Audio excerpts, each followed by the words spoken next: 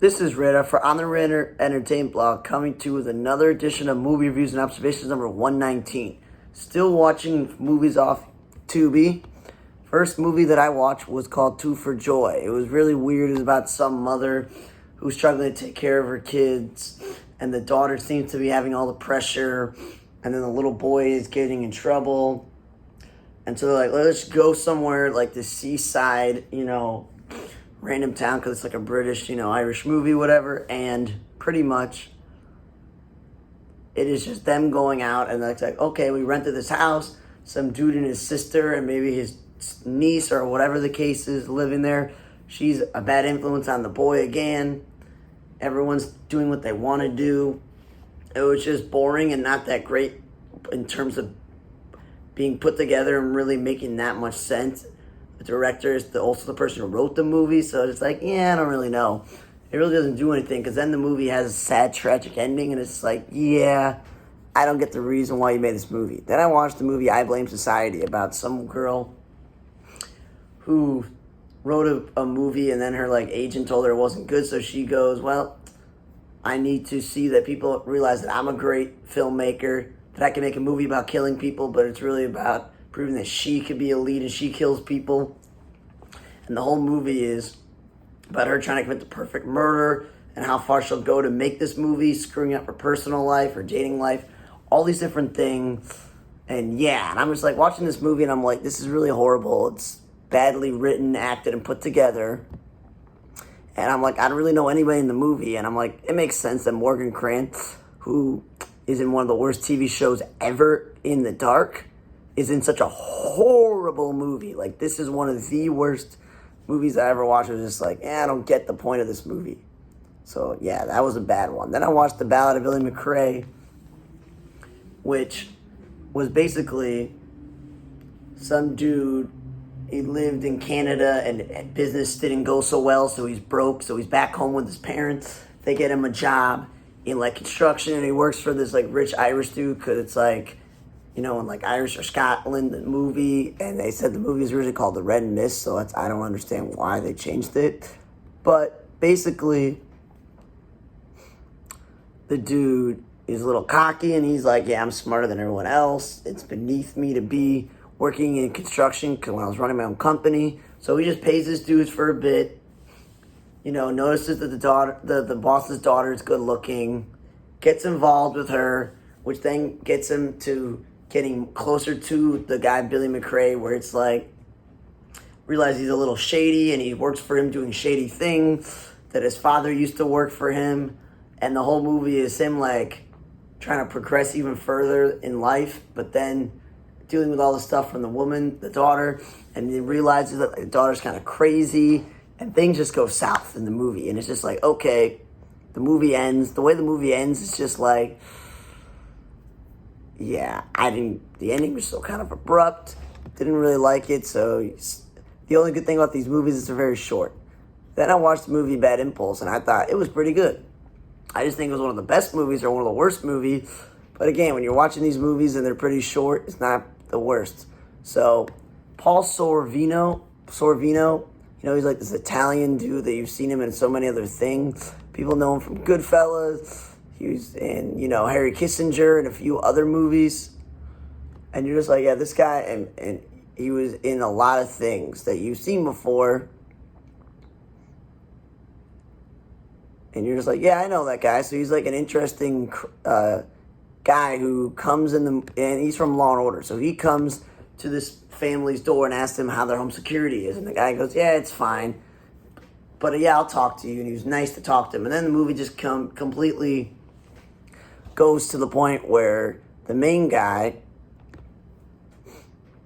the father, the matriarch of the group, works for a company doing finance or other things, either way, and his boss, Dan Lauria, it's nice to see this pretty good television actor who's, I see me in movies, I really liked him in Sullivan and Son, he was in Pitch, he was this and Us, all these other things recently. He goes, I'm sorry, but we screwed up an account, and you're going to have to be fired and take the blunt, and we'll give you a severance package. And of course, he goes, no, I don't want to do that. I didn't screw up the account. He's like, well, you could sue us and also go to the papers, but then we'll just think or whatever. So he goes, well, I guess I lost. And of course, the movie is basically this dude, the matriarch dude, he gets attacked in his home. And because of that chance encounter with the dude from Goodfellas, he goes, maybe I'll get the state-of-the-art home security.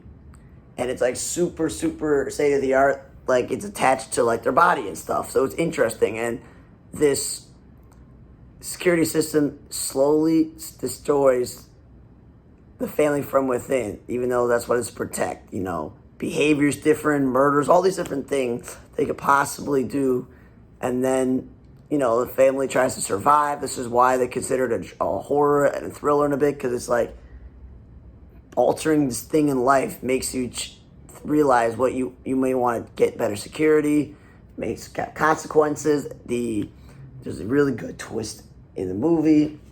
So I'll say I like this one over most of the other movies. Then I watched the movie Necropath, and it was probably worse than Two for Joy, because at least Two for Joy is about a struggling family and how they live together.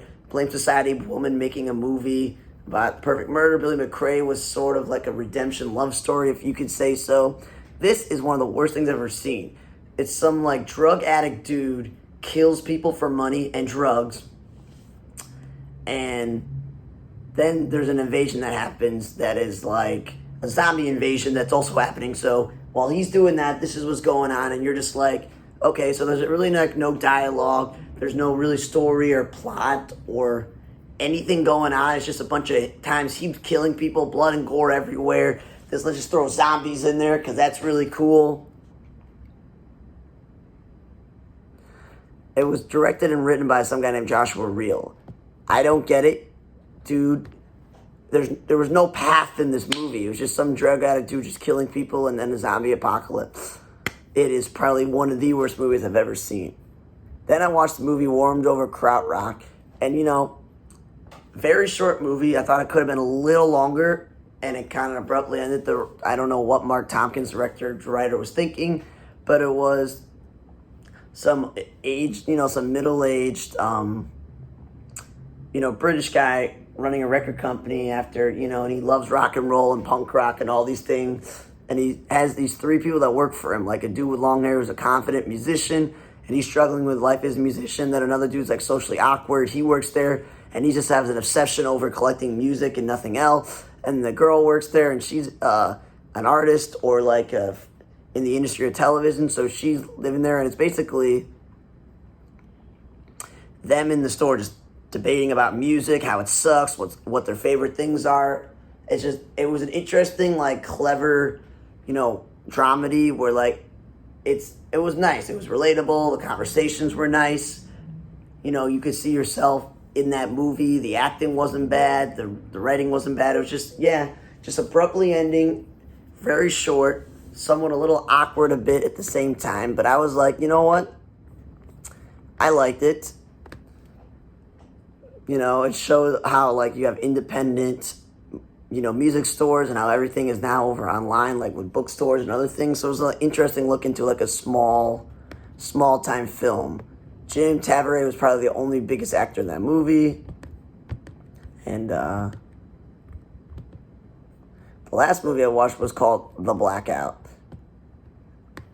Original title, Avonpost. And basically, life on Earth is rapidly destroyed, except for a small area in Eastern Europe, like a Russian. And they're trying to figure out what's going on. And you're like, okay, cool. There's aliens involved. Like, they have some alien that's helping them. And they got a love story between two soldiers and stuff. And you're like, okay, cool. So this is like a Russian movie that they called, about people blacking out because power goes everywhere and nothing's working. People are dying and they're trying to figure it out. What's going on? So, a Russian movie. It wasn't the world's greatest movie that I ever watched, but I thought it was interesting enough to watch, like, action, sci-fi, whatever the case is. So yeah, so it was interesting. It's not the greatest, action, a post-apocalyptical sci-fi, survival movie, but yeah, this alien trying to help them not to be attacked by other people and stuff. And kind of coming in and out of watching this movie. And I would just say it was way too long, wasn't put together. So the best movies that I watched this week were probably just like the writing and the twisting and like interestingness about Bad Impulse and The Warmed Over Krautrock, even though it was very short.